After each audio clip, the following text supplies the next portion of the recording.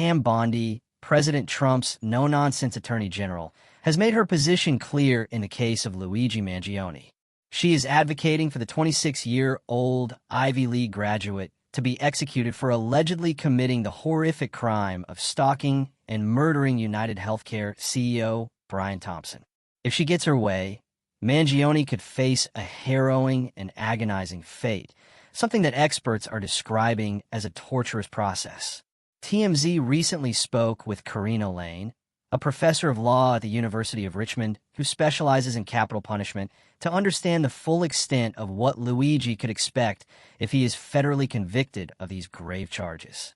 Lain provided valuable insight into the lengthy and complex procedure that would follow a potential federal conviction, explaining how aggravating factors could lead to the imposition of the death penalty. According to Lain, the federal prosecutor will present aggravating factors after conviction, and it is then up to the jury to unanimously agree on these factors before a judge makes the ultimate decision on whether the death penalty will be imposed.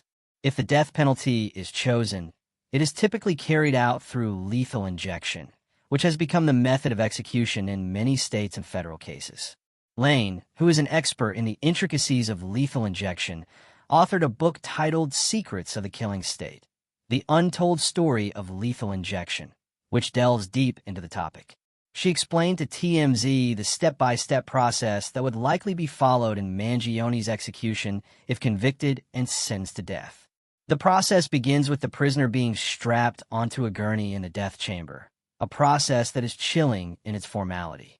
The executioner is then tasked with finding a suitable vein in the inmate's arm where a catheter will be inserted. In some cases, prisoners may have damaged veins due to prior drug use, which can make this process more difficult. But as Lain pointed out, Mangione is young and healthy, and this may not pose any complications in his case. Once the catheter is securely in place, the execution is handed over to non-medical prison guards who are responsible for administering the lethal injection. These guards are not medically trained professionals, and they carry out the execution from an adjoining room, known as the execution anteroom. This room is connected to the death chamber by a tube running through a hole in the wall. It is through this tube that the syringes containing the lethal drugs are passed.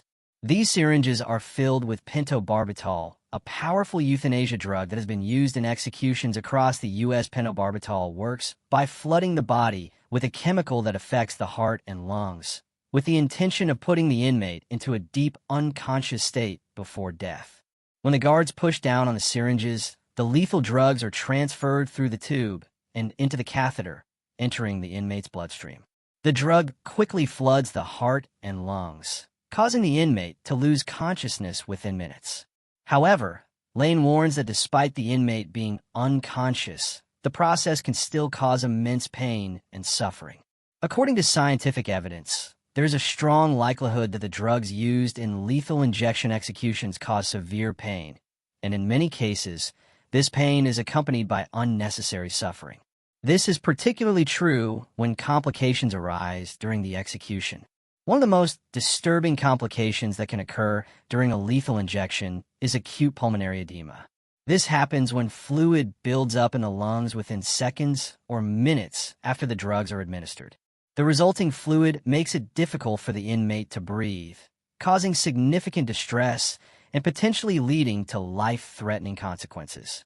In some executions, this condition has led to prisoners struggling to breathe for several minutes, adding to the already excruciating process of their death.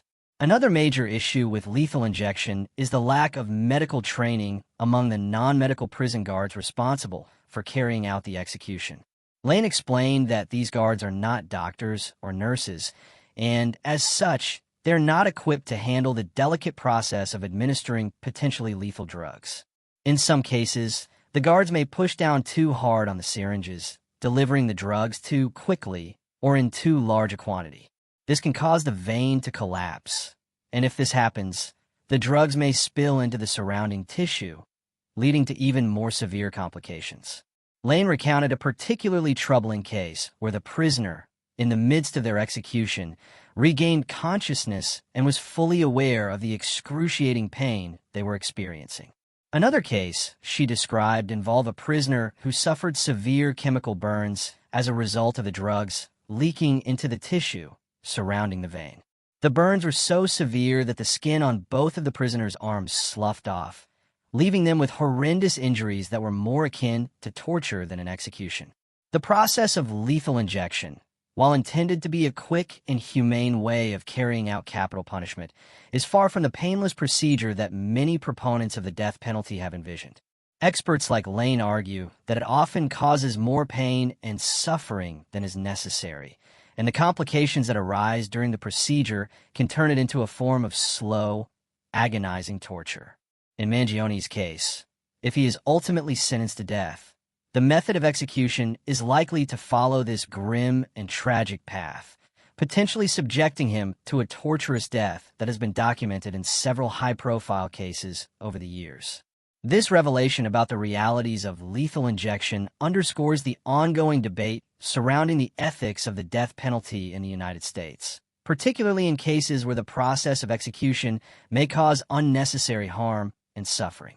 Despite the legal framework in place for carrying out the death penalty, experts like Lain continue to push for reform, citing the many problems and risks associated with current methods of execution. As this case progresses, the fate of Luigi Mangione remains uncertain. But if the death penalty is pursued, the disturbing details provided by Lain paint a bleak picture of what he could face in the future. It serves as a stark reminder of the complexities and challenges surrounding capital punishment and the dire consequences it can have for those on death row.